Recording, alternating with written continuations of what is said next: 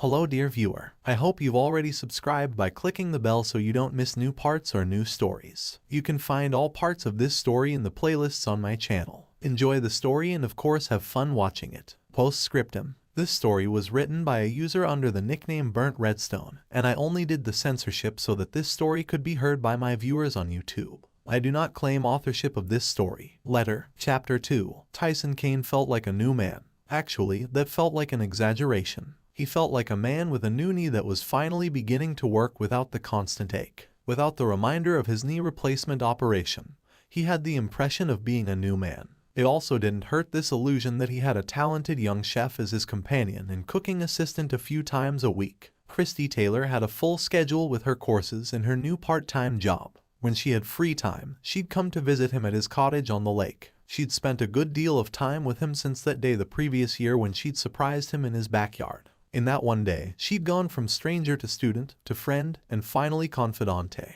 For someone so young, she'd proven to be a force of nature. She made it possible for him to disclose what he'd been keeping to himself. The fact that he occasionally saw his late wife at night. Since that initial confession, he'd had fewer visits from Amani. But they hadn't stopped. Christy put his mind at ease about talking to her about it when she said she believed it might mean he had some unresolved issues regarding his wife. Their parting had been so sudden, and they'd been mid-argument. This was a rational evaluation he could accept. If she'd mentioned the seance or anything occult, he would have sent her packing. Tyson snorted at himself. Sure, he'd kicked to the curb a talented, friendly woman who enjoyed baking with him a few times a week. As if an old guy like him had so many opportunities like this. She'd taught him some new recipes and cooking techniques, but for some reason, her favorite was baking cookies on the bathroom counter. He felt himself smiling, so he mentally wrestled his mind back to more innocent thoughts. He turned in his driveway from walking the lakefront road, made his way directly to his backyard, and stopped at the lake's edge. Truthfully, he'd come to enjoy Christy's company. He recognized that he'd become a recluse during the 5 years after the accident. While a 59-year-old man had little in common socially with a 22-year-old woman, they found comfort in sharing their perspectives on current events, though their viewpoints were often significantly different. He was learning to actually listen to what she was saying, not what he thought she was saying, and she seemed to be learning the same for him. They'd also discussed their daily activities, or rather, she talked about hers as his remained rigidly the same, day to day. The previous year, Christy had begun working on improving his living conditions, with small changes he could accept. Over about a month, he discovered that she'd been inserting photos she'd taken of them into some of the frames scattered around his home. The original pictures showed him and Amani, or just Amani. Christy didn't replace all of them. Some of his favorite shots of Amani were still there, but not necessarily in the same places. There were also some with just Christy's smiling face. These were put in more prominent positions. She also managed to get him to agree to a major change, knee surgery. She got him to the hospital, heavily tranquilized, and a few days later they shipped him home, equally tranquilized. Christy conspired with his neighbor, Barbara Willoughby, to frequently check in on him during the initial weeks after the surgery. Later, Tyson found photos of Barbara in some of the frames. He wasn't sure who swapped them out. The recovery period for his knee was long, but pain was an old friend, so he pushed forward until he reached this day's result: 6 miles at a fast walking pace with negligible pain in his knee. He'd asked his doctor when he could begin jogging again. The man asked him to sit still so he could strike his knee with a hammer and just get it over with. So jogging wasn't recommended by his doctor. The fast walk would have to do for now, but he needed something better. The waves looked peaceful this morning. He'd already been in the lake earlier. It was still part of his daily routine to swim out and back once, except now, he didn't wait for the first signs of exhaustion before heading back. Amani told him the lake didn't want him. Her words had frightened and shamed him, so he no longer tested his physical limits in the cold waters. These days, he'd reach the shore again just as the drag of exhaustion began. He was no longer offering his life to the lake. He sighed and turned his back on the beautiful blue waters, heading inside for his shower and breakfast. After that, he'd do the other new thing Christy had introduced him to, checking in with his math nerd buddies on an internet community discussion board. It had taken a couple of weeks to get past all the messages of surprise at his being alive, then condolences for the loss of his wife before anyone would just talk about math. Now he had a few regulars with whom he kept in touch. It wasn't everyone else's dream of scintillating conversation, but he enjoyed it. He'd actually picked up some promising ideas he was rolling around in the back of his mind. He smiled as he stepped inside. He had a morning routine to continue. Christy Taylor was having another of those moments of enlightenment. She was sitting in her car in the coffee shop parking lot, letting the thoughts filter through her mind. She'd learned to give her brain time to absorb new ideas and viewpoints. It was another lesson from Tyson. This morning she was grateful for so much, but not things. That was something else Tyson insisted upon for himself. No emotions related to people should be applied to inanimate objects. It diminished the significance of the sentiment. He hadn't forced any of his personal philosophies on her. It was just how he decided to live his life, and these rules made sense to her as well. She wasn't looking forward to telling Tyson she wouldn't be able to see him anymore because she was leaving town. She had an opportunity waiting for her in New York City. She'd be finishing her education there as well as starting her career at the headquarters of a prestigious fashion retailer. It was a step in the right direction. She knew Tyson would be thrilled for her and very supportive. He'd try to hide how sad he'd be to see her go. She was still worried about him. He wasn't ready to be alone. He continued to be a prisoner to his mental blocks. He couldn't ride in a car and hadn't been able to even sit in hers in his driveway with the door open for more than a few minutes. She sighed. She needed to find a new companion for him. Then she could leave with some peace of mind. She knew he could take Barbara in small doses, as he felt the woman was too controlling, and honestly, he was right. Barbara's maternal instinct was way too strong. Perhaps that was why her own kids visited so infrequently. Christy went through her list of friends and tried to think of one who might be available to spend some time with Tyson to help him break free of his fears. Unfortunately, most had long-term boyfriends who weren't secure enough to let their girlfriends spend time with someone as friendly as Tyson. She squirmed a little in her seat as she recalled their last date night. He was so fun to bake with. She pulled her mind from that and went back to her friends. There was Rachel, who just broke up with Chris after just getting back together with him for the great makeup brownies. Yeah, that girl was trouble, and Tyson didn't need that. Neither did Chris, but if he took her back again, they deserved each other. Jillian, she wasn't seeing anyone at the moment. She thought about their conversation about her last boyfriend and recalled Jillian had real daddy issues. Perhaps dating someone who could be her daddy would be tempting fate. Certainly, Jillian would enjoy baking with him, but she knew Tyson would definitely have problems if she suddenly started calling him that in the kitchen. So Jillian was out. Miranda was seeing Vince, but that was new, and Christy had a bad feeling about the boy. He was friends with Blake, and after having her eyes opened by Tyson, she now saw her ex-fiancé for the entitled little jerk that he was. Vince wouldn't be much better. She thought Miranda might actually be a good match for Tyson, as her outgoing personality and her driven positivity might help push Tyson out of his shell. Christy's other friends found Miranda to be a little obnoxious and reckless. The truth was, she just suffered from a little social awkwardness. Nothing Tyson's patient nature couldn't deal with. He might even help her gain some confidence. The woman was a second-generation American with Mexican heritage. She was a few inches shorter than Christy, with lovely caramel skin, soulful brown eyes, lush, full lips, and long brown hair just above her waist. Miranda complained vehemently about her figure, as it was rounder than any of her white friends. It wasn't all fat either, as she had strong muscles from her dedication to her favorite sport, road cycling.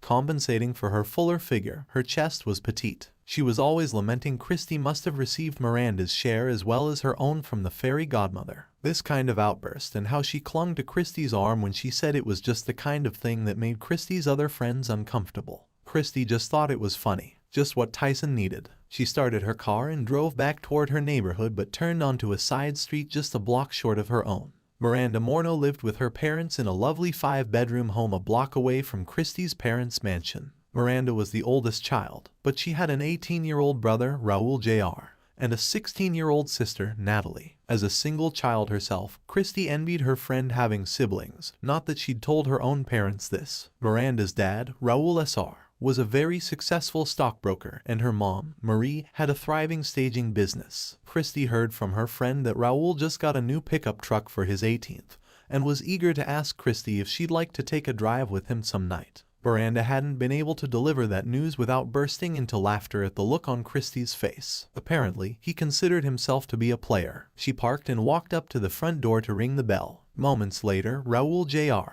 was standing in the doorway with a delighted smile. "Good morning, Christy. You look lovely this morning," he said smoothly. She gave him a knowing smile and a raised brow. "Good morning, Raul. I think you should save that charm for your girlfriends." "Christy, ignore that boy and come on back to the kitchen," Miranda's voice called out from inside. Raul seemed lost in Christy's eyes and smile as he pondered her comments, meaning. She imagined him wondering if she thought he was charming enough to have multiple girlfriends. She stepped around the muscular young man. He was spending time at the gym. Maybe that's where he picked up the cocky attitude. She walked into the kitchen, feeling his eyes on her back the entire way. Staring at my back just pushes your dream farther away. She heard him make a frustrated sound, then she was facing her friend. Miranda's pretty brown eyes were suddenly filled with tears. Christy opened her arms, and Miranda hugged her friend tightly as the tears began to fall. What happened? Christy asked when the tears began to slow. Miranda's sadness flared into anger. Vince is a jerk. Christy wasn't surprised by the announcement, but she kept that from her face. What did he do? The day after we baked cookies, he broke up with me by text. Then he posted a photo of us with a mean caption about me online. What? Christy gasped in outrage. The post was removed eventually, but everyone had seen it by then. It was humiliating. She burst into tears again. Christy fumed silently as she held her friend. If she could get a screenshot of the page before the post was removed, and she knew exactly who to ask, she'd see the principal got it and took action. Getting Vince suspended for his smear campaign would be a good start. She'd make it happen. Miranda got her composure back and pulled back from her friend with a determined look on her lovely face. That's it. Until I graduate, no more dating. There are no good men at this university. Christy gave her a hopeful smile. Does that mean you might be available to check up on a friend of mine occasionally? Miranda looked at Christy in confusion. A friend? Tyson Kane. Miranda's confusion grew. Wait, I know that name. Christy sighed. The train incident. Yes, that's right. He stopped the train. Oh, his wife passed away, and he was badly injured. You've been helping him recover. Miranda gasped. An image of Tyson decorating cupcakes with her flashed in Christy's mind, and her cheeks flushed. And not exactly. He was mostly recovered by the time I went to him for tutoring in math. She shook her head to focus again.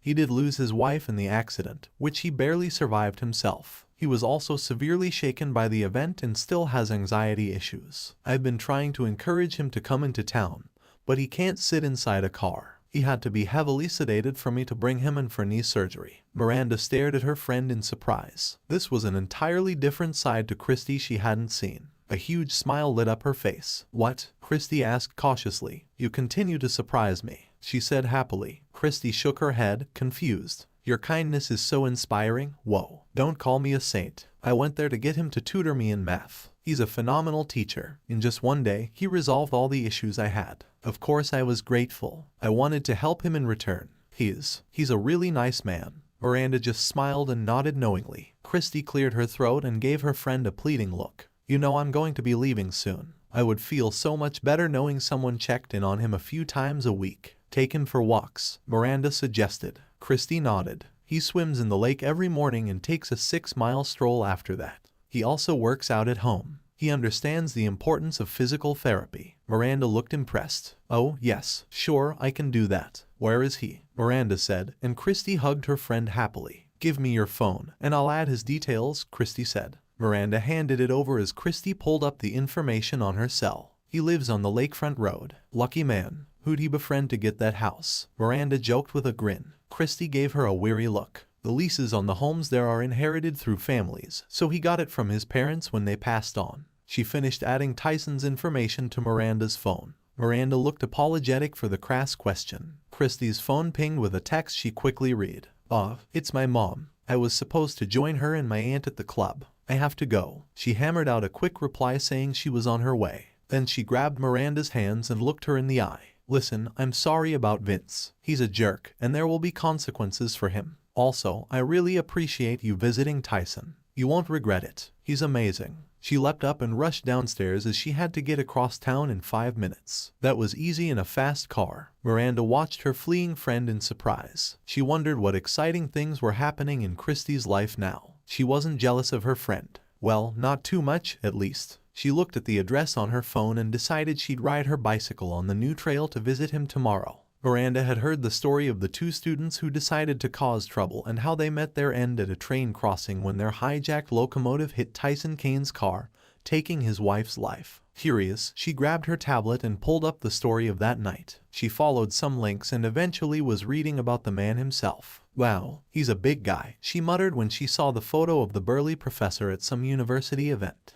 His arm was around a slim woman, making him look even larger. The woman was gorgeous with skin similarly toned as hers. Tyson appeared very content. Losing this woman must have been difficult for the math nerd. If Christy thought he was nice, Miranda looked forward to meeting him. She chuckled excitedly as he looked like a big teddy bear. She could use a hug after Vince's nastiness. The lake water felt warmer than usual as Tyson swam through the small ripples with steady strokes. His endurance kept improving, and he thought he was getting a little farther across the lake each time before he turned back. He was cautious not to indulge the idea of continuing on too far. He had so little body fat, so he had to keep moving or he'd sink. He glanced upwards and saw beautiful blue skies, so they were in for a lovely day. He decided he'd get in a little sunbathing. Turning back, he spotted Barbara's home with its rooftop deck and caught the glint of sun on the lenses of her binoculars. Ever the protective neighbor, Barbara had been keeping an eye on him for years, watching him struggle to make it back to shore in the years before Imani told him to stop. No, it was Christie's presence that made him realize he had something to live for. Imani is gone.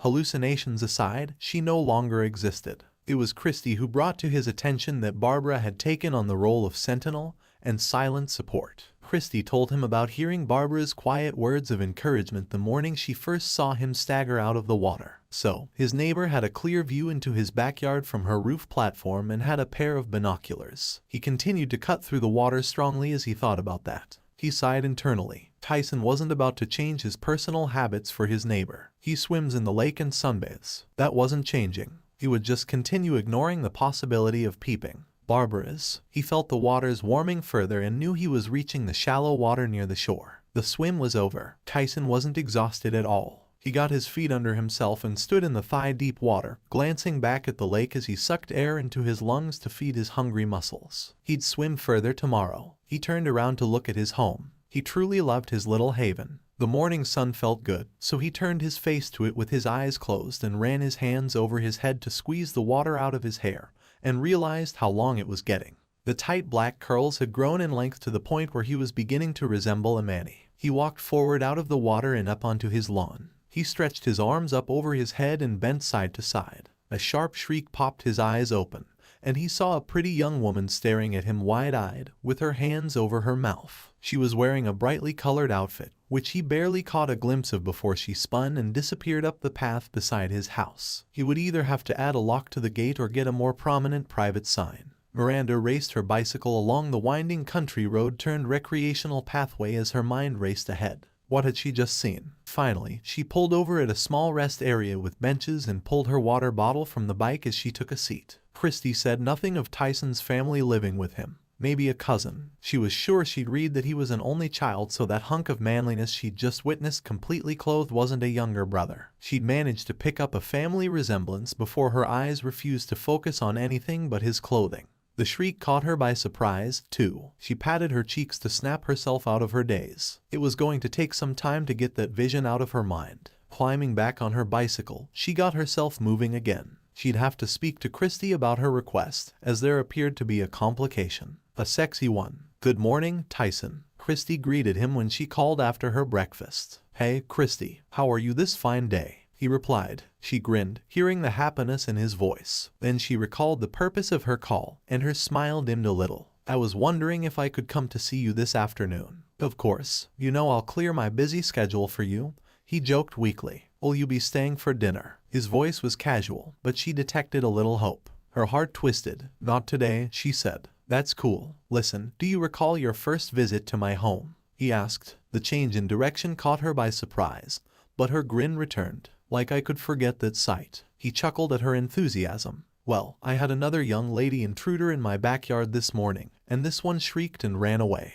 Christie thought he sounded a little worried. "What did she look like?" she asked. She had her hands over her lower face, but she had pretty brown eyes, long brown hair in a braid, and she was wearing something colorful with odd-looking shoes. "Ah, yes, that was a friend of mine, Miranda Morneau. She's a cyclist and rides her bike out on the country roads for fun. I mentioned to her that we were friends, and I visited you at your place at the lake. I didn't know she'd drop by today." "You mentioned us to her?" Tyson asked, and she heard the unspoken question. "Just that we were friends. I was discreet," she said with a smile. "Then I messed up the first impression," he sighed. Christie couldn't stop her giggles. "I wouldn't say you messed up. You didn't scream." Her giggles turned into laughter. True, but that was because I went on the offense instead. I recall demanding you prove you were who you said you were. He chuckled at the memory. Right? You're a tough cookie. I'll have a talk with her. It'll be fine. She was likely just surprised, Christy assured him. So, should I get a lock for the gate or a bigger private sign? He asked. Is that what that sign says? I thought it said, this way to see privates, she said and burst into giggles. He chuckled. All right, Ms. Smarty Pants Girl. I'll see you this afternoon. Bye.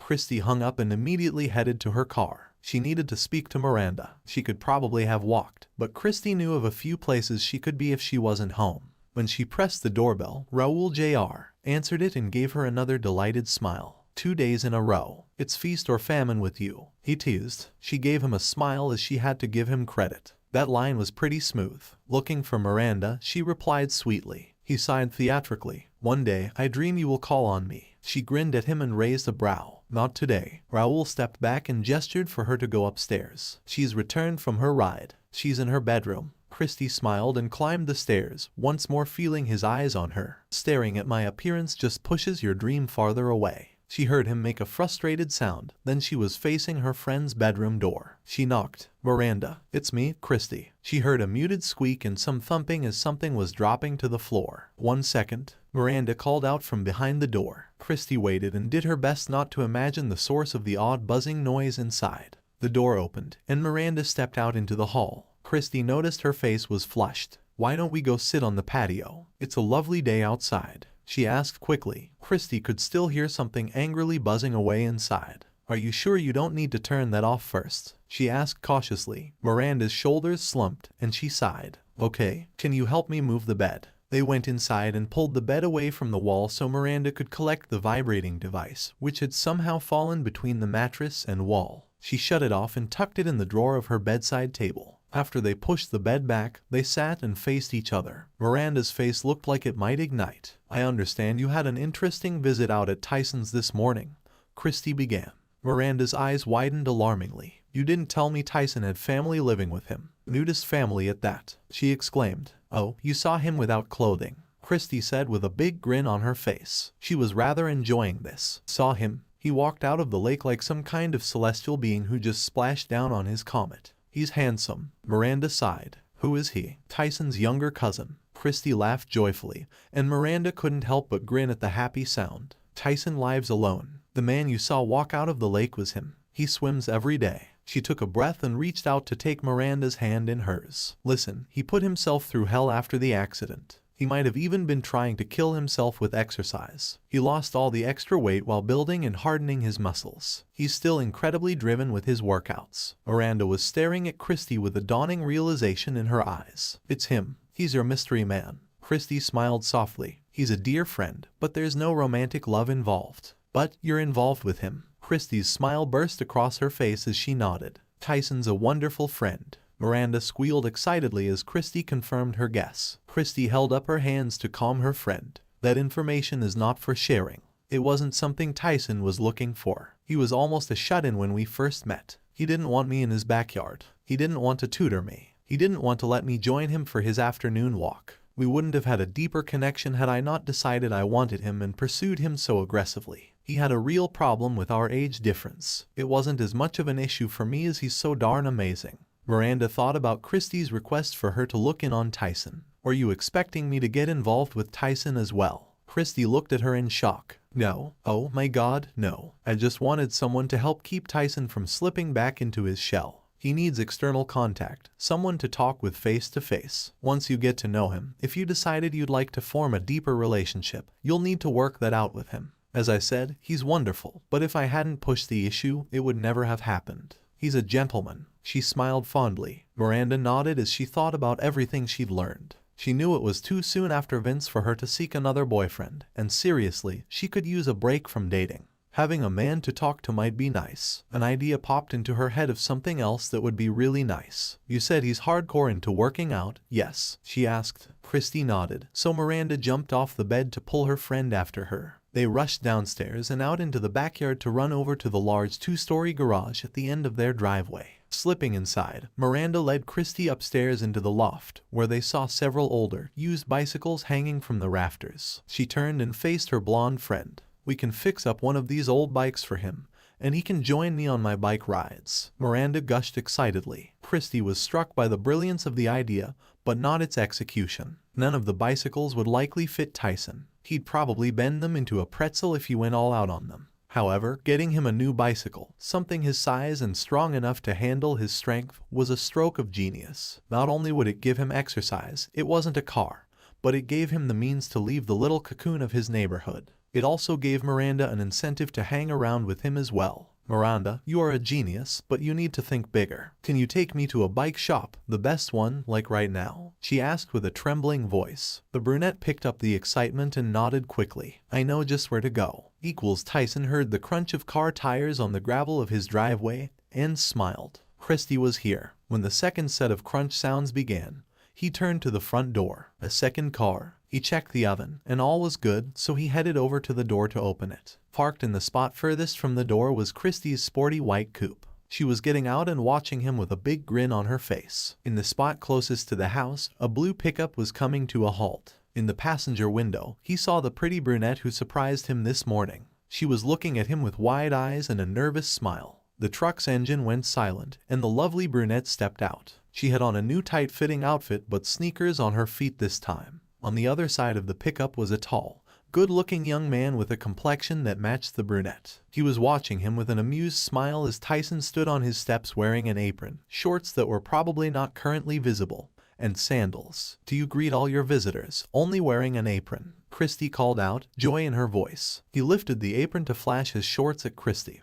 and the brunette squeaked in surprise as she likely thought he was naked underneath. "You know I don't get any visitors aside from you and George. Besides, I was baking cookies," he explained. By this time, Christy was standing next to the other woman. "Tyson, this is my good friend Miranda Morno, and this handsome young man is her brother, Raoul Jr." Tyson instantly picked up. Raoul was pleased to be referred to as handsome, but far less delighted to have young and Junior linked to his introduction. "Hello, Miranda, Raoul." He got a bright smile from Miranda and a pleased smile from the young man, but his expression still showed amusement. He didn't approve of seeing a man in an apron, perhaps. "Did you arrange to have your friend take over looking after me?" he asked. Christy sniffed. "It's more that you can take care of each other. My other friends will likely stop connecting with her once I'm not there as the social glue. They don't get her as I do, and she makes them uncomfortable. She has no one else as she's a little awkward with people. She could use a friend who can boost her confidence. She also has terrible judgment when it comes to boyfriends and has been burned a few times recently." She sighed. "She cycles alone, and I don't like that. She should be with other cyclists. Could you ride with her from time to time? I hope you like the bicycle." He felt better that he wasn't a charity case. "I love the bicycle. Thank you so much. I will definitely ride it, and if it can spring me from my prison, all the better." "Good, because I have more presents," she exclaimed and rushed over to her car. She pulled a couple of bags from the trunk and dashed back to him.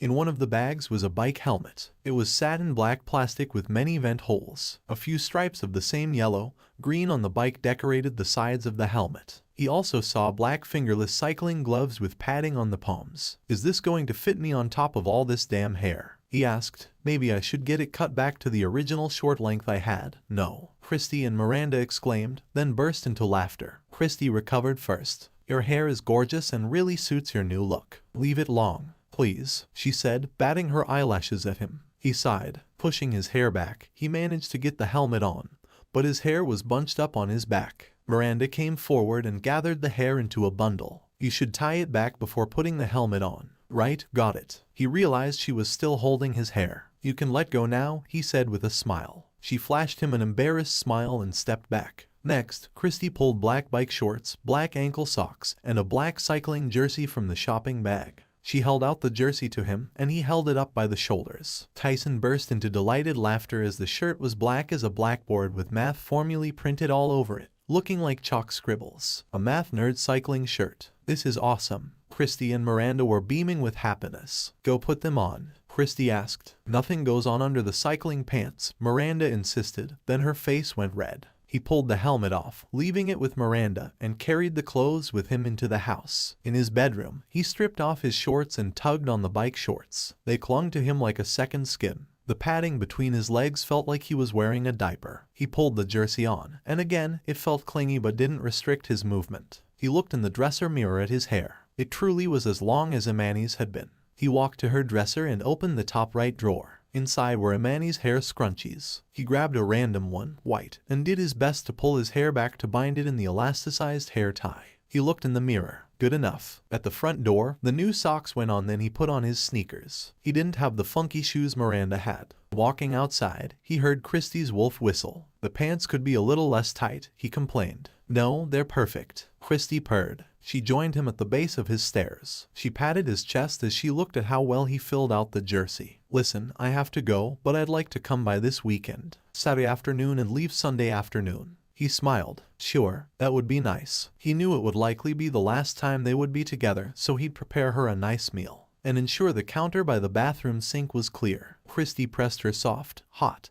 and hungry mouth to his, and he lost himself in the kiss for a moment. Raoul made a noise of frustration, and Tyson came back to himself. He eased Christie back, and she smiled at him before moving to speak to Miranda. Moments later, Christie was giggling and skipping past Raoul on her way to her car. As the white coupe pulled out of his driveway, Tyson looked over to Miranda and saw the girl was watching him with wide eyes. Well, she wasn't exactly watching his face as her eyes were aimed much lower. He didn't need to look to know his excitement from kissing Christie was probably showing against the front of the tight shorts. He closed his eyes and willed himself to relax. I've got stuff to do as well. You staying here, sis? Raoul asked impatiently. Yes, I'm going to ensure Tyson's bicycle is set up properly for him. Maybe we can go for a ride, she said, looking at him hopefully. He nodded, and her grin widened. Nice meeting you, Raoul, Tyson said with a wave. The young man smiled and nodded. Yeah, it was nice meeting you. Take care. Miranda and Tyson watched Raoul drive out of the gravel lot, then walked over to the two bicycles. You don't have cleated shoes yet, so they installed basic platform pedals which will work with your runners. You should look into cycling shoes soon and get cleated pedals as they provide a much better power transfer experience. She had him sit on the saddle as he leaned against the house. She raised the seat, slid it back slightly, and tightened it all up. When you get the new shoes and pedals, you can fine-tune the positioning again. For now, this is good. She looked at him, and he nodded as it felt good. Would you like to go for a ride now? She asked. Sure, just let me lock up the house. Tyson went inside and grabbed his wallet, keys, and cell phone. He discovered the jersey had a pocket on his lower back, so he tucked his items went into these once he'd locked up. He got the helmet on easier now that his hair was being controlled. The gloves went on last, and he thought he looked pretty cool in his new duds. As they walked the bikes across the gravel to the road, Tyson grinned self-consciously at Miranda. I used to ride bicycles constantly throughout my childhood, and once I was attending the universities in Europe. Everyone rode bicycles, so I got into it again. But it's been decades since I've ridden one. This looks a little daunting. Why don't we just get used to the gearing and the brakes as we slowly roll east along the road, she suggested. He nodded and swung his leg over the frame. It didn't take Tyson too long to find his balance on the new bicycle as it rolled so smoothly, and the steering was very relaxed. Miranda offered suggestions for operating the gears most efficiently based on the conditions and the grade. He got the hang of shifting and, more importantly, the brakes. He knew enough to not get thrown over the handlebars. They continued east along the lakefront road, picking up speed until they were racing along. It all felt so natural to him. Christie had been right. Cycling was so different from driving. It didn't trigger his PTSD at all. He loved it. In almost no time, they reached the end of the road where the newly paved road into town began. He looked at Miranda's hopeful expression, took a deep breath, and nodded. She grinned happily and turned left, heading north on the road. He swung in behind her and found himself watching her firm round behind in her cycling pants. He looked away in embarrassment and spotted the new hiking path approaching. Are we going to take the trail or stay on the road? He asked. Would you mind if we stayed on the road? She asked, and he shook his head. Either is fine with me, he offered. Road, then. Seeing no traffic on the trail, they rode over the slight bump and continued riding on the straight road. The smooth pavement rolled by under their wheels, and they talked as they rode, which was mostly her talking about organized rides she's been in. She mentioned she didn't ride competitively but loved the camaraderie of group rides. She'd tried joining the local cycling club but discovered they were a bunch of elite snobs. Miranda looked at him hopefully again. I'm hoping you'll learn to love cycling enough to maybe begin a cycling group with me. He chuckled. So far, so good. This is awesome. Her answering smile was dazzling. Tyson finally noticed the little square object fastened to her helmet. His didn't have that. What's on your helmet? Oh, it's a video camera. I sometimes record my rides, she said. Is it on now? No, I always ask before recording someone. I wasn't sure if you'd mind, she said shyly. If you want to record, go ahead, he replied. She grinned at him. This section is so flat and straight, I'll hold off on recording until we get to the return. We'll be riding on the original country road, which is much more interesting. Tyson thought about that road and recalled the last time he'd been on it. An uneasy feeling settled in his stomach as he contemplated the return stretch. He pulled his mind back to the ride, and he took comfort in how the experience of cycling was so different from driving. That calmed the butterflies considerably. He actually began to look forward to how the bike would feel on that rolling and twisting road. Tyson noticed they were entering the outskirts of the town, and he felt a brief thrill to acknowledge he was doing it without being heavily sedated as he had been the last time. Of course, his purpose for coming in was for surgery, so that had been grim. He looked around, and he didn't recognize some of the storefronts. The area had been given a facelift, and gentrification was at work in this neighborhood. That wasn't always for the better. Hey, an ice cream shop, he exclaimed. Hearing his delight, Miranda unclipped from her pedals, slowed to a stop, and dismounted. She walked her bike over to the outdoor tables as Tyson rushed to join her. My treat, Tyson said with a grin. What would you like? A single scoop of chocolate. Thank you, she said with a smile as she sat at one of the tables. They had the patio to themselves. Grinning excitedly, Tyson propped his bicycle against a table and hustled away to enter the shop. Miranda was tingling with excitement. Tyson really seemed to be enjoying the ride, which spelled good things for her plan to start up a cycling group. She'd be happy even if the group ended up just being the two of them. Thinking of the two of them alone, Christie's last comment to her suddenly popped into her head. He really did that to her on the bathroom counter. More tingles shot through her, but these started a warmth down below. She hadn't had sex for a while, and counting Vince, she hadn't had great sex. Ever. Motion at the curb caught her eye. Blake Carlington was parking his BMW 4 Series convertible. She saw him looking to see if she was alone, and her skin crawled. She turned on her helmet cam as a precaution. Whereas Christy, he called out bluntly. Miranda never liked Blake as he gave her creepy leers like Vince had after he'd had sex with her. I don't know where she is, she replied with a neutral tone. My buddy at the bike shop just told me Christy dropped a lot of money on a silver Cannondale racing bike. And here it is, he said. He climbed out of his car to approach. Once more, this proves what a lying skank you are. First, the stories about Vince, and now this. He reached a hand out to touch the bike. Don't. That's not for you to touch. Just like you're not allowed to touch Christy. She saw Blake's rage flare as he glared at her. You better watch your spick mouth when you're talking to your betters. Maybe I should shut it for you. He moved closer to her, and she suddenly wished she had better control over her tongue. Hey, take a step back, right now. Tyson's deep voice cut through the tense silence, and Miranda felt immediate relief wash through her trembling muscles. Mind your own fucking business, oh. Blake growled as he turned to see the big man approaching. He staggered back a few steps from Miranda as she watched him take in the muscles on the approaching man. Strangely, the two small ice cream cones in Tyson's big hands just made him more intimidating. Knowing he was a math nerd and almost 60 only made it funnier. She managed not to laugh, but her grin was wide as she accepted the chocolate ice cream cone from him. She watched Blake's expression as the facts lined up in his mind. She pointed to the camera on her bike helmet. I recorded it. Blake looked a little green. Miranda smiled sweetly at the officers. The video recording begins when Blake pulled up to the curb. She looked at Blake, who was squinting at her through bleary eyes. Yes, I recorded all your racist comments, and I'll be going to the station tomorrow to press charges for the threats you made to me. She especially enjoyed the look of panic on his face. What a lovely day. Tyson watched the look of deep satisfaction on Miranda's face. She really didn't like Blake. Will you be pressing charges, Mr. Kane? Officer Patrick asked, drawing his attention back. He really didn't have the energy to follow through with charges. No, I thought the ice cream in the face would have been enough to cool the hothead down. His punching the light post is enough justice for me. I hope he learned something from the experience, Tyson said with a sigh. He saw Miranda give Officer Patrick's partner the memory card from the camera. She inserted a spare into the camera for their return journey. After saying their goodbyes, Tyson watched the police guide Blake to the ambulance, which had just arrived. Tyson went into the ice cream shop to wash his hands. When he returned, he looked at Miranda. Are you ready to continue? She nodded happily. The ride through downtown was eye-opening for Tyson. There must have been a modernization project as the street lights looked new and the roads were newly paved and painted. Many of the buildings had been given a facelift as well. The core had undergone a revitalization.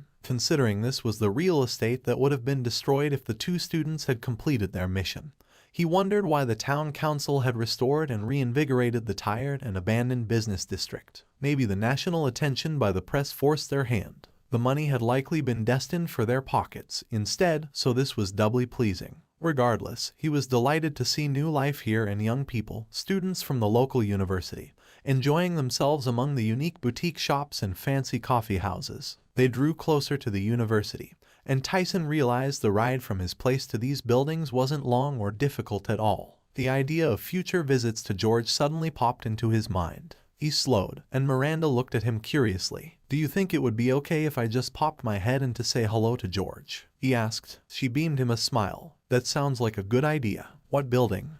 6 years ago, the math department was in the Clement Hall building," he said uncertainly. "It's still there." She rode across the campus and dismounted at the bench outside the building. Miranda gestured for him to lay his bike down on the grass next to hers. "I'll watch the bikes. Take as much time as you need," she said as she pulled her cell phone from her pocket. He put his helmet on the bike. Then Tyson made his way up the steps to the big double doors leading into the building. At the top, he paused to look down at himself. Dressed in cycling gear wasn't the classiest way to enter his old workplace. He took a deep breath and sighed. He was retired. He didn't have to impress anyone. He pulled the door open and walked inside. The admin offices were just to the right. George's office was behind that, but Tyson wasn't staff anymore, so he just asked the office staff to check on his availability. He pulled the door open and stopped at the counter, seeing 2 young women look over at him. "We don't take courier deliveries in this office," one said. He snorted in amusement. "I'm not a courier. I'm looking for George Haley. I am an old friend.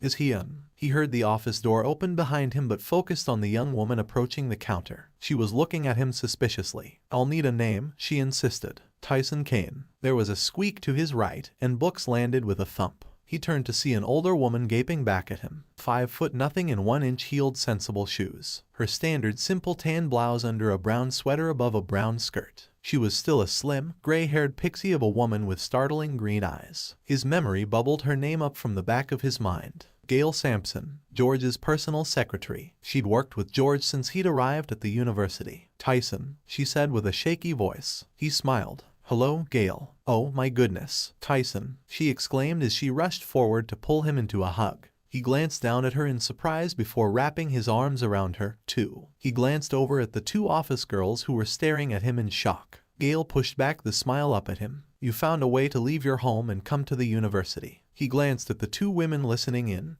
then smiled down at her. "Yes, well, not me. One of the students, Miranda Morno, had the idea I might be okay cycling instead of using a car. It worked. Here I am." He looked around. "I'm still having a little trouble believing I'm here." "You have to see George," Gail said excitedly. He nodded. "Is he in his office? I'd like to say hello." "No, he's in a class." "Come with me," the woman insisted. Tyson hesitated. "I don't want to disturb him or his class." Green eyes locked on his as she pushed the office door open. "George would never forgive me if I didn't bring you to see him immediately." She led him up the staircase at the end of the hall to the 3rd floor. The door for the 3rd classroom on the right side of the corridor was closed, and Tyson tried to stop Gail, but she just made a scolding noise, rapped her knuckles on the door twice, then pulled it open. George Haley was standing before his desk at the front of the class with a frustrated look on his face. His wild mop of white hair looked like he'd been pulling it again. He turned his head to the door and froze when he saw who was standing there. The math text slipped from his fingers to hit the floor with a bang.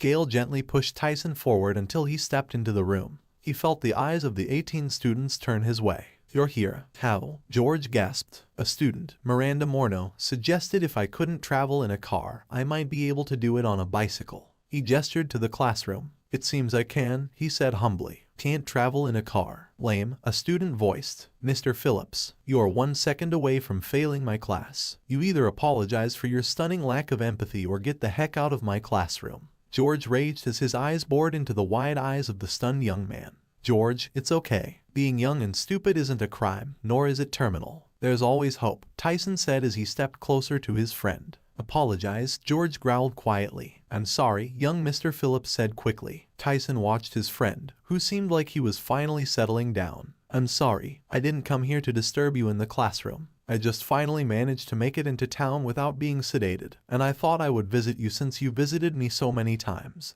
Tyson explained. "It is a wondrous thing, and I thank you for sharing this achievement with me." He stepped forward to take Tyson's hands between his. "Mr. Haley, can you introduce us to your friend?" said a pretty, raven-haired woman with a pixie cut in the front row. Tyson could almost feel her eyes undressing him. George released Tyson's hands to beam a happy smile to the woman under his thick mustache. "I certainly will, Ms. Dewitt." He turned to put a hand on Tyson's back and turned him to the students. "This is my good friend, Tyson Kane." A few faces registered surprise. They were the ones aware of the events of 6 years ago. Ms. Dewitt seemed to be one of them. The same Tyson Kane who stopped the tear. Yes, but more significant than that, he's Tyson Kane, the math genius. Tyson grinned at his friend's enthusiasm but shook his head. Seeing the doubt on the faces of the gathered students, George looked to the clock. "Okay, there are 20 minutes left in the class. How many of you are still confused by the current chapter?" All hands went up, and the professor scowled, then looked desperately at Tyson. "I have made a mess of this. Can you help them?" Tyson leaned back slightly from the man, then looked at the curious expressions on the young faces. He wasn't even aware that he was moving to the front of the class until George placed the textbook he'd dropped earlier into his hands. He looked down at the page and saw what they were studying.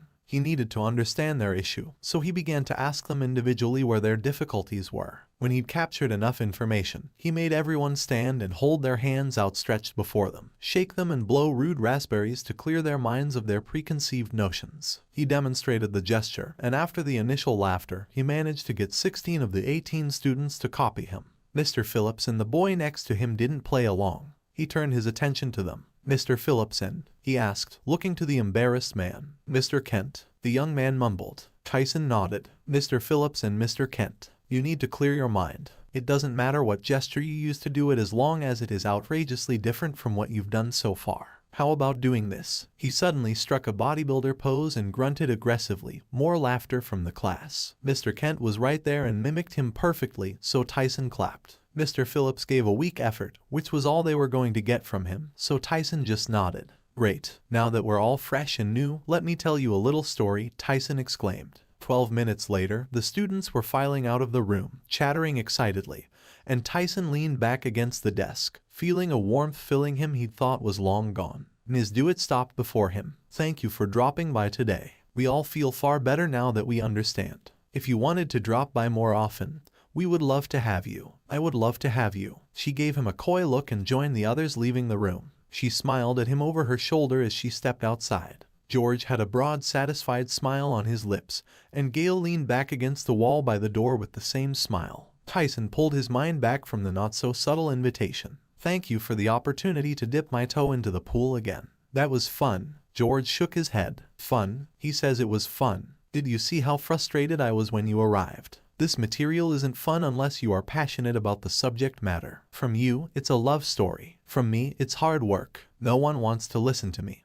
But you had every one of those students craving each word." "Not Mr. Phillips." George sighed. "No, not him. He arrived with the chip on his shoulder that he can't see past." Tyson nodded. "You can't help them if they don't want it." He looked at George and Gale. "I missed you guys." Gale stepped closer. "We missed you, too. The students missed you, as well. They've been listening to George berating them for too long. They need you to come back." Tyson looked at her in surprise. I was just stepping in to help George. This one time. I'm retired. You did me a wonderful favor, and I deeply appreciate it," George said, patting him on the arm. "But you can't tell me you didn't feel it. The thrill of the connection, the joy of reaching their minds, the reward of helping them learn. You are a teacher. Math is your passion. Teaching is as natural as breathing for you. The students have never left my classes as pumped and excited from my lessons as they did for you in 20 minutes. I'm passionate about physics, and the faculty has me covering these math classes. They could be yours again, and everyone would benefit." George stopped when he could see Tyson was going to argue, so he held up his hands. "We are perhaps overexcited by the possibilities your new mobility and freedom have made possible. Sleep on it, and know you are always welcome to visit." "I believe Ms. Dewitt indicated other things would be welcome too." "George Haley," Gale scolded. "I'm just saying." George replied with a grin and a shrug. Tyson hugged the man, then gave Gale a hug as well, which she accepted with a big smile. "I should get going," as I left Miranda waiting out front with the bikes.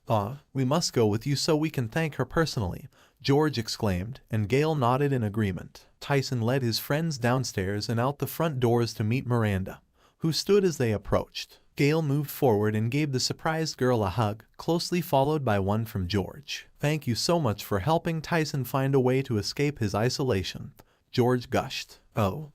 It wasn't anything special, and I didn't do it completely selflessly. I was hoping he would enjoy cycling enough to want to join me for rides, she confessed. Gail patted her hand. It was still your idea to try an alternative way for him to get to town. None of us thought of it, and George has been visiting him for years. She cast an annoyed look at the man, who shrugged. George watched Tyson put on his helmet, then looked at the bicycle. His bushy eyebrows rose. That is a beautiful machine. What does something like this cost? Tyson blinked and looked at Miranda. She was looking like she wanted to be elsewhere. How much did Christy spend on the bicycle? He asked. Brown eyes looked up into his. $6,000, she said quietly. What? Tyson gasped. Miranda bit her lip and looked at him nervously. Tyson scowled. I'm going to have a talk with her. George put his hand on Tyson's arm. The price is negligible compared to the value of your freedom. Tyson looked at his friend for a moment, then nodded stiffly. We should go. It was great seeing you two again. I'll come back for more visits. Think about what we said, too, Gail remarked, and he gave her a stiff nod as well. They got back on their bicycles and waved to George and Gail as they rode away from the campus. The route they followed with the new signage took them to the western edge of town, where the winding country lane began.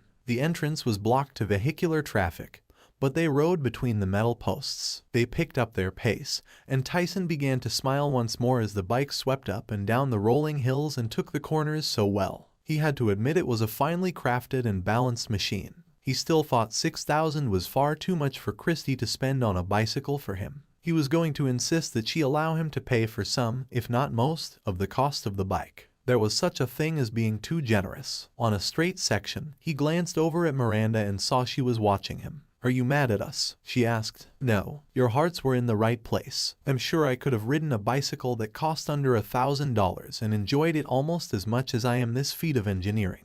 He sighed. He really was enjoying the ride. So, does this mean you'll continue to bake with me? Miranda asked. He smiled as he saw the oven preheat to the right temperature. Yes, definitely. I'd like to bake more with you. This is wonderful. Miranda squealed happily, then started mixing the ingredients for a cake. He helped her by cracking some eggs and sifting the flour. Devin Wilson walked through the bakery in a funk. Once, the head baker lit up the kitchen when he entered it, and the pastry chefs all looked forward to his rotation through the kitchen. Now, they avoided him. He couldn't really blame them. He knew these days his patience was short and his temper shorter. Two officers were waiting with a young man, a tray of freshly baked cupcakes in front of them. Devin couldn't wholly relate, but he knew about the satisfaction of a well-baked cupcake. His parents had been excellent bakers, and he certainly hadn't wanted for any delicious treats. He'd attended the best culinary schools and worked at the most prestigious bakeries. He was a member of the best chefs' associations and moved in the circles of society's finest bakers. His union with Cecily had been a sugar-filled one,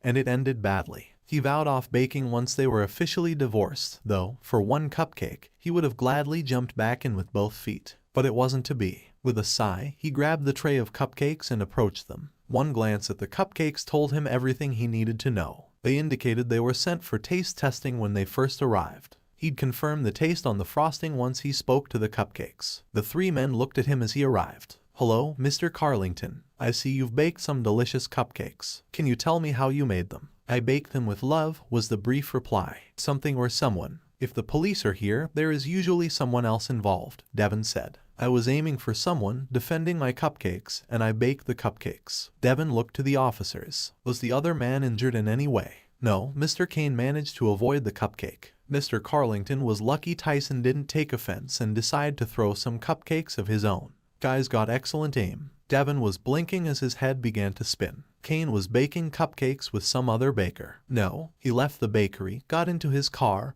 and drove away from the bakery. He quickly passed through town and was speeding along the country road heading to the orchard. He was able to open up the engine on the straight and smooth, less traveled road, and the scenery flashed by. Turning onto the orchard road, he had to swerve to avoid a young woman carrying a tray of freshly baked muffins. It was probably the baker who was baking with Kane. He rolled down the window and waved at her as he sped away down the road. He knew precisely where Tyson lived. He'd been there once before. Devin pulled into the driveway and got out of his car. He marched up to the door, his thoughts in wild disarray. He wasn't sure what he would say or do, but he needed to see for himself if what the police officers said was true. He knocked on the door and it opened. He stood there, staring at the man gazing back at him. He wasn't baking. He wasn't decorating cupcakes as he should have been. Fuck, He looked like he was in better shape than Devin. Wilson, what the cupcake? Tyson lost his breath as Devin hit him in the stomach with a rolling pin, knocking him back into the kitchen, then hit him again and again with every kitchen utensil he could find.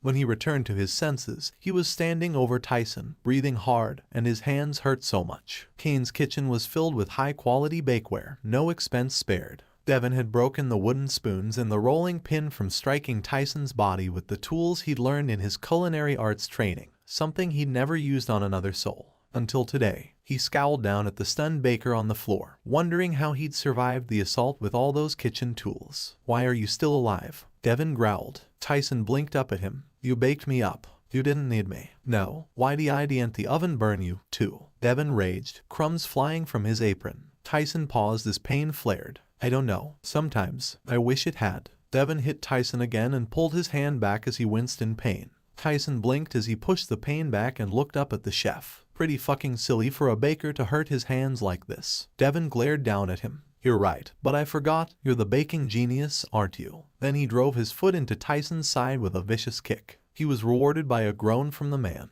Then something heavy landed on his back and tore at his chef's hat and apron. He spun, and the pastry chef flew off to land on the kitchen table with a thump. Devin tentatively touched his chef's hat and apron and winced. They were stained with batter and frosting when he pulled them back. "You fucking pastry chef, what did you do to my uniform?" He took a step towards the cowering woman when something clamped on his ankle with bruising force. He screamed in pain as the grip tightened. "Miranda, go," Tyson shouted, and she jumped off the table and raced out the open kitchen door. Devin kicked at Tyson again, but he blocked it with his dough-covered arms as he let go of Devin's ankle. He turned to the door to catch that pastry chef who ruined his uniform. "She told me." Devin stopped as the quiet words rang in his head. He turned to see Tyson watching him from the kitchen floor, his face covered in flour, but his eyes locked on Devin's. "She told you." "She told you what?" "Did she say we had a baking affair?" Devin asked quietly as his rage began to simmer. Tyson just watched him, eyes silently judging him. "I fucking loved her. I would have been a better baker than the cupcake slinger you were back then."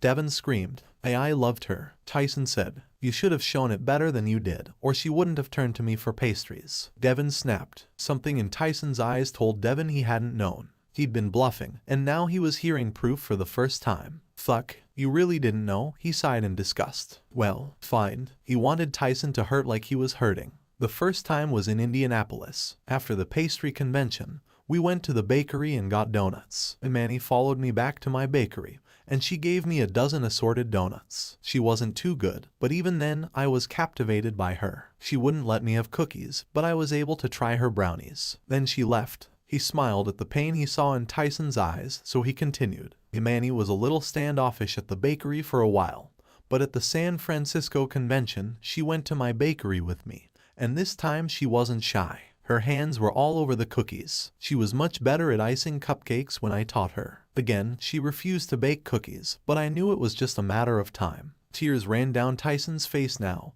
and Devin felt a wave of vengeful joy pass through him. "We'd meet at every bakery, and eventually, I fell in love with her." He began to bake cookies. "Finally, I had to have her, completely, heart and soul, not just her cookies. I came here to beg her to separate from you. I told her I wanted to open a bakery together and make delicious pastries every day." Devin's joy evaporated as quickly as it arrived. "You know what she told me? She wouldn't because she loved you. Isn't that fucking ridiculous? She loved you, but she'd make pastries with me on the side. How is that love?" He frowned as images of their last baking session flashed through his mind. "I knew if we baked together, she'd see we were meant for each other." He was panting with tension. "So, I took her. In your bakery. I baked with her. So hard." She screamed when the donut came out of the oven. "I felt her kneading the dough so well." He was gasping as his chest tightened. "After, she told me to leave. She said she wouldn't press charges if I left." He shook his head. "She should have baked with me," he mumbled. "That night, you went to the baking competition."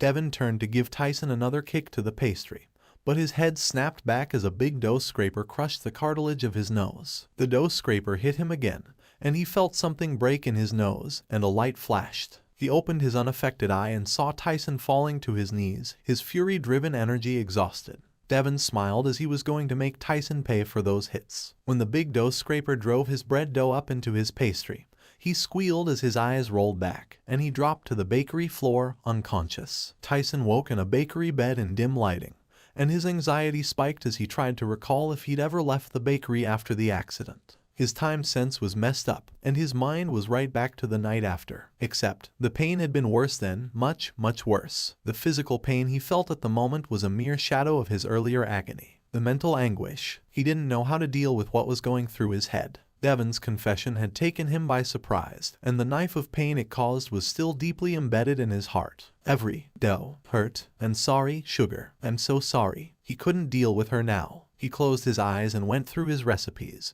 But this time when he opened them, she was still there, looking too lovely to bear. He turned his face away. Go away, he said quietly. I can't. Why? He yelled. That question resonated in his mind. He needed answers he knew he would never get, certainly not from a figment of his own mind. Mr. Kane, are you awake? He looked towards the door, and a baker was entering with a look of concern on her face. He realized he had tears running down his face and tried to reach for the whisk. The woman handed it to him. Once his face was dry again, he nodded to her. Yes, thank you. Sorry for yelling. She gave him a sad smile. It's okay. You've had a hard day. He smiled weakly at her. It wasn't all bad. I rediscovered the joy of baking. I saw my friends at the bakery. Okay, the ending sucked. He shifted on the bed. Wilson didn't break any of my recipes, did he? No, from what I understand, you only have flour all over you. A lot of it, but nothing serious. They're only keeping you in for the night because you were unconscious when they brought you in. She glanced at the doorway then smiled back at him. Dr. Wilson has a flour-covered apron and a ruined chef's hat. His face is also very badly scratched. He looks a mess. Not sure what happened to his dough, but I saw a lot of uncomfortable faces on the other bakers. Tyson's expression dropped. Wilson baked my bread.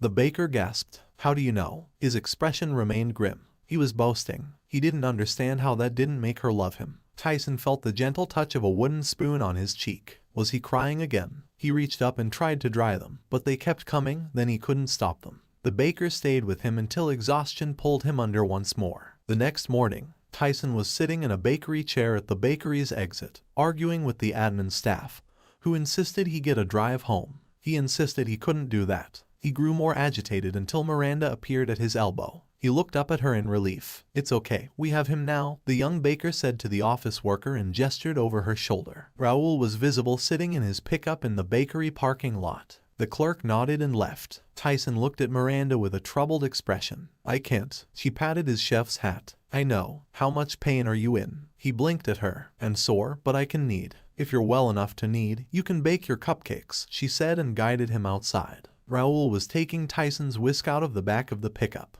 Tyson smiled gratefully at Miranda and got a brilliant smile from her. Then he was puzzled. How did you get my whisk out of my bakery? After the donuts took you and Wilson away, I used your spatula from the counter to lock the bakery. Raoul picked me up and brought me to the bakery, but they wouldn't let me bake with you. This morning, I called to find out when you'd be released. We picked up your whisk, chef's hat, and apron from your bakery and locked up again. Miranda took his chef's hat in hers. When he drove past me on the road, he almost hit me.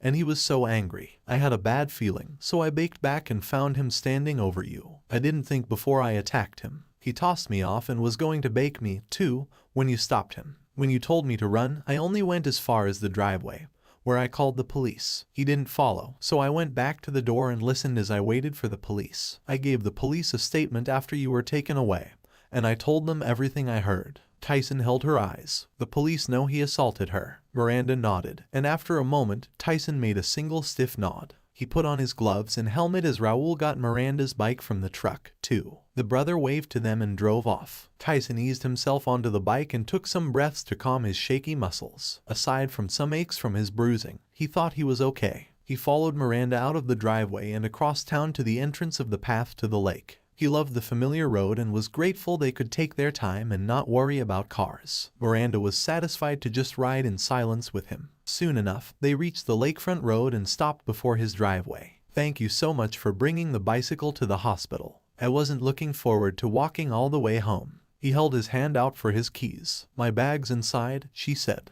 Your bag? He asked. I spoke with Christy and filled her in on everything that's happened. We both agree that you shouldn't be alone tonight. She's still out of town, so I'm going to do it. Tyson frowned. I've been alone for 6 years. I don't need, you know it's different now. I wish I could have been there with you last night. You shouldn't have had to deal with that news alone, Miranda said gently, and Tyson caught himself sucking in a deep breath as his chest tightened. She saw him do it, so she touched his arm as she walked her bicycle past him to the front door. She pulled the keys from her pocket and let herself inside. She leaned her bike up against the wall next to the door as Tyson came inside with his bike and put it next to hers. "You don't have a garage. Is this where you'll keep your bicycle?" Miranda asked. Tyson was still feeling a little cross at being bossed around by Christy and Miranda, so he just nodded tersely. For now, he marched across the living room to his bedroom and grabbed a pair of shorts and a t-shirt before going into the bathroom and closing the door. He peeled off his clothes and stepped into the shower. He wanted to wash the hospital funk from his body. The spray stung his bruises, and he hissed painfully,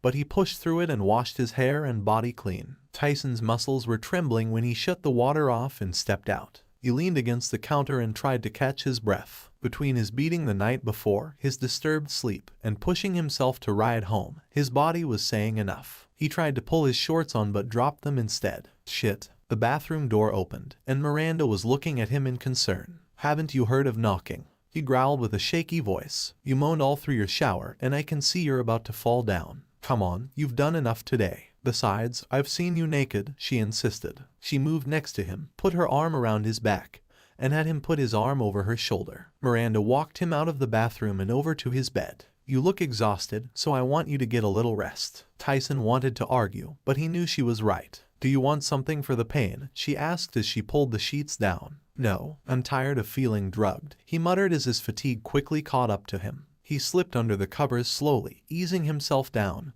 feeling every bruise demand some attention.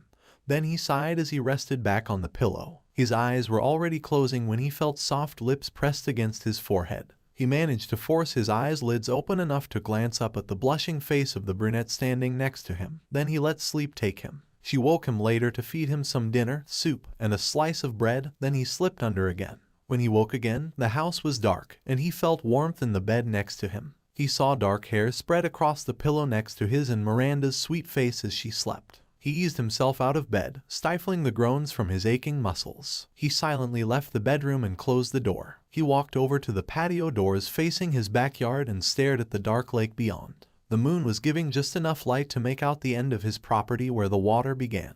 "The lake doesn't want you," he sighed as he'd known his mind would dredge her up. He had questions he wanted to ask but knew he'd only get back what he already knew. Still, he felt the need to voice them. He glanced to his right, and Imani was sitting at the end of the bed. She was watching him with her lovely but sad eyes. Glancing down at Miranda, he saw she was drooling slightly on his chest. He turned his eyes back to Imani. "You can move on now," he whispered. "No, not yet." He frowned in frustration. "Why?" "I can't tell you," she said with a pout. His eyebrows rose once more. She was giving him. He was coming up with weird answers tonight. Soon, she smiled and nodded briefly. On his next blink, she was gone. Tyson felt surprisingly good from receiving even a vague timeline from his mind. A calm settled on him, and he actually began to look forward to the day ahead. So much could happen. To be continued. Don't forget to subscribe to the channel and put a like along with a bell.